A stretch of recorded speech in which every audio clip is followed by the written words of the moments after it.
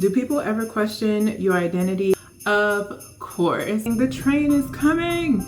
It's not about rejecting joy. I don't want you to get the idea that this is accepting of me just because I tolerate it. I am definitely gonna get my pumpkin spice, this and that. Respectfully decline. My kids' schools are decorated. Christmas music is blasting everywhere. The whole country seems to be celebrating something we don't celebrate.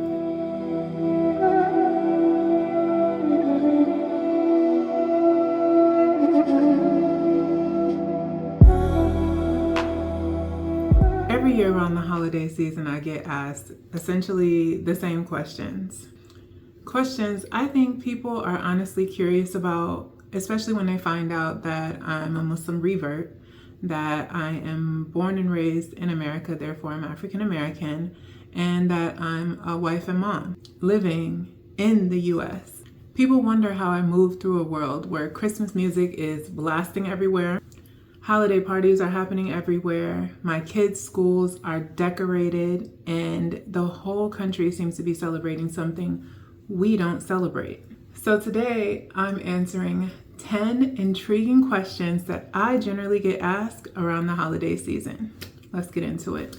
Assalamu alaikum, welcome back to my channel. If you're new here, my name is Maya, and this series is called Life After Becoming Muslim, and essentially it's my experiences as a Muslim revert living in America.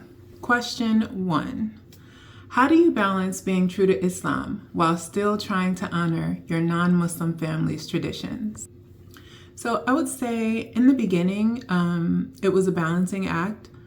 When I really wanted to still participate, I would cook, I would engage in a lot of the festivities. But at this point, after 20 years, I work on just honoring my family by showing up with kindness and respect. I don't engage in any of the religious traditions and celebrations. And after years of consistency, my family pretty much knows what's up. They understand what I will and won't engage in. If there's drinking involved, I won't be a part of it. So I would say my advice to you would be find a balance and always ensure and ask yourself, if I were to die here in this place, is it full of haram? Am I going to be engaged in things that are not Islamic? Is it full of inappropriate music? Are people inappropriately dressed? Am I intermingling with members of my family that maybe I shouldn't be? And that doesn't mean non-believers. That means if you're a female, non-mahram. So yeah, I would say something like that. Question 2. Do you ever feel pressure to blend in during the Christmas season? Of course. The pressure is subtle. It's in the music, it's in the decor, it's the expectations that come along with it. As a Muslim, as a believer, blending in is never really the goal. So I can appreciate the aesthetics of the season without compromising my faith. So I am definitely gonna get my pumpkin spice, this and that, my apple cider, my eggnogs, but that's as far as it goes. Everything else, it can come and go. Question 3, how do you handle it when your kids are surrounded by holiday excitement at school? So kids see lights, they see the presents, the activities, and naturally they're curious, you know. I don't shame them for feeling curious. I definitely don't shame them for their questions. I explain our beliefs to them, and I remind them of our own celebrations in a way that I hope makes sense to a child. I think that communication is definitely key when it comes to raising your children in a society that doesn't necessarily agree with how you're raising them. It's important for you to answer the hard questions before they get answered someplace else. So communication is key in that regard. Do people ever question your identity as a Muslim because you're African American and revert? Yes, all the time. People ask where I converted from. Like Islam is a foreign thing to Black Americans, when the reality is Islam has deep roots in Black history. And being a revert doesn't make me any less American. It just means I chose a different path than many Americans have, but I've also chosen the path that many Americans have chosen, Black, white, Asian, or other. So yes, people tie their stereotypes to you, but you have to be either the confirmation or the denial. So, all right, question 5. What's the hardest part about holiday gatherings that don't align with your beliefs? Okay, so one of the biggest challenges navigating the moments that revolve around religious symbolism, I would say, is one of the more difficult parts of the holiday season. So, for example, prayers, caroling, gift exchanging that's tied to the Christmas season and not just, work related or whatever. In those situations, I work to be present without participating. And for some of them, I'm not even present. Some of them I totally just stay away from altogether because I don't want you to get the idea that this is accepting of me just because I tolerate it. But I stay firm and I stay polite. And I think that's the best way for me. Question 6. Do you ever get invited to holiday events where you're not sure how to participate? Yes.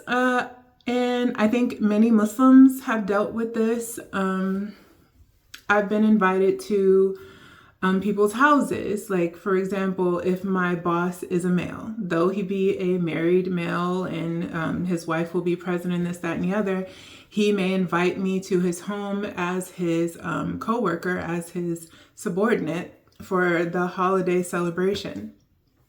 I know that these people are Christian. I know that behind the celebration is their celebrating of their beliefs. And yeah, so I remove myself from those things.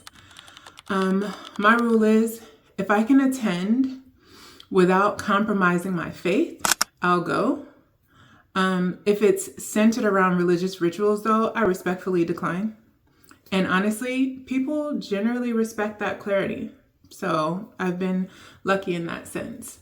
Question 7. How do you explain to your extended family why you don't celebrate the holidays?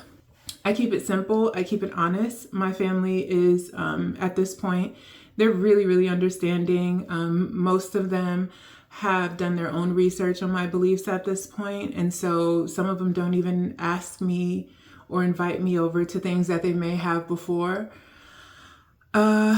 I remind them that I always still love and value them. If they somehow find an offense to me not wanting to go to something, I just don't celebrate the way that they do. Over the years, the explanations have gotten easier. So, alhamdulillah.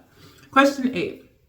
What's one thing you wish non-Muslims understand about why Muslims don't celebrate Christmas or New Year's the same way? This is a great question. And it has a very big response, but I'm really going to compact it and say this. It's not about rejecting joy. It's not about being anti-fun.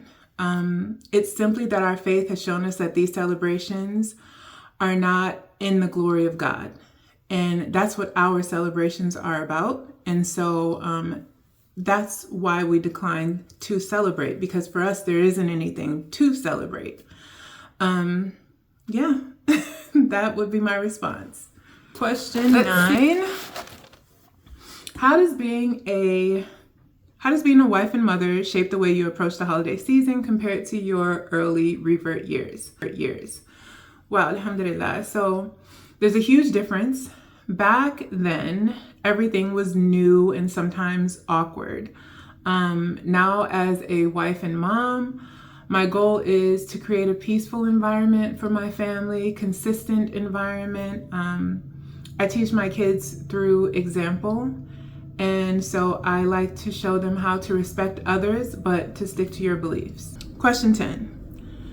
After 20 years of being a Muslim, what keeps you grounded during a season that doesn't cater to your faith? Gratitude.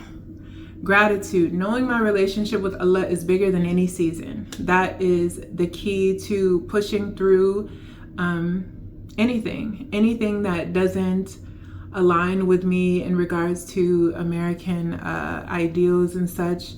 Being grateful that I have Islam to just lean on to help me get through difficult times. So yeah, gratitude. Knowing my relationship with Allah is bigger than any season, that Islam is clarity and purpose, and staying focused on my own holidays, it keeps me, moving through the seasons.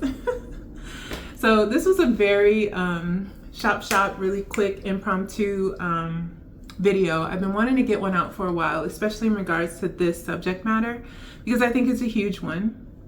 But the format of these videos can be a little bit difficult for me because I try and steer clear of trying to advise anyone in regards to religious practices and such. This channel is not one of debate. I'm sharing my experiences with you. If you do not believe or practice Islam, that is on you. May Allah guide you and grant you understanding. This is a place for those who want more information about the goodness and the beauty of becoming a Muslim and what they may experience in transitioning or becoming or living in the West as a revert Muslim or as a Muslim. Because I've come to understand that those of us who are also, like my children, raised in the US, you're still in an environment that's very contradictory to probably your home life and what you're being taught. And so I hope this helps those who are also just trying to navigate day-to-day life in the West, inshallah. All right, so if you love vlogs, because really that's what my channel is all about, please don't forget to like, subscribe. If you enjoyed this and found it helpful, please don't forget to comment and share with someone who you think would find it helpful. Also, my name is Maya, and I pray you have a very happy week.